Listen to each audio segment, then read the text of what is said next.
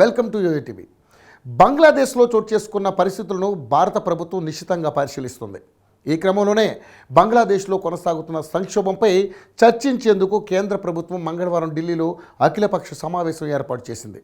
ఈ సమావేశానికి కేంద్ర విదేశాంగ శాఖ మంత్రి ఎస్ జైశంకర్, కేంద్ర మంత్రులు రాజ్నాథ్ సింగ్, అమిత్ షా, కిరణ్ రిజిజు, జేపీ నడ్డా, రామ్మోహన్ నాయుడు, లోక్సభలో ప్రతిపక్ష నేత రాహుల్ గాంధీతో పాటు పలు పార్టీలకు చెందిన నేతలు హాజరయ్యారు.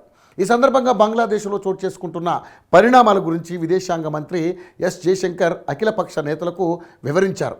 ఈ సమావేశం సందర్భంగా రాహుల్ గాంధీ భారత ప్రభుత్వం అనుసరించాలనుకుంటున్న స్వల్పకాలిక, దీర్ఘకాలిక వ్యూహాలతో సహా అనేక ముఖ్యమైన ప్రశ్నలను లేవనెత్తారు.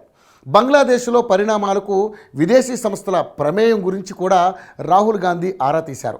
రాజకీయ తిరుగుబాటులో పాకిస్తాన్ పాత్ర గురించి ఏవైనా సూచనలు ఉన్నాయా అని కేంద్ర ప్రభుత్వాన్ని అడిగారు. రాహుల్ గాంధీ ప్రశ్నకు జైశంకర్ స్పందిస్తూ బంగ్లాదేశ్లో ఇంకా సంక్షోభ పరిస్థితులు కొనసాగుతున్నాయని, ఇందుకు సంబంధించి ఇప్పుడే ఒక అంచనాకు రావడం తొందరపాటు అవుతుందని చెప్పారు. అయితే అన్ని రకాల కదలికలను ట్రాక్ చేయడానికి ఏజెన్సీలు అప్రమత్తంగా ఉన్నాయని తెలిపారు. పాకిస్తాన్ దౌత్య వైఖరిలో మార్పులతో సహా సంభావ్య విదేశీ ప్రమేయంపై కూడా కేంద్ర దర్యాప్తు చేస్తుందని చెప్పినట్లుగా తెలుస్తోంది. హింసాత్మక నిరసనల మధ్య బంగ్లాదేశ్లోని పరిస్థితిని ప్రతిబింబించేలా పాకిస్తాన్ దౌత్యవేత్త తన సోషల్ మీడియా డీపీ నిరంతరం మారుస్తున్నారని ప్రభుత్వం గుర్తించిందని తెలిపినట్లుగా సంబంధిత వర్గాలు పేర్కొంటున్నాయి. ఇది ఏదైనా పెద్ద అంశాన్ని చూపుతుందేమోనని కేంద్రం పరిశీలిస్తుందని కూడా చెప్పినట్లుగా తెలుస్తుంది. ఇక బంగ్లాదేశ్లో ఉన్న భారతీయుల తరలింపులపై కూడా కేంద్ర మంత్రి జైశంకర్ స్పందించారు.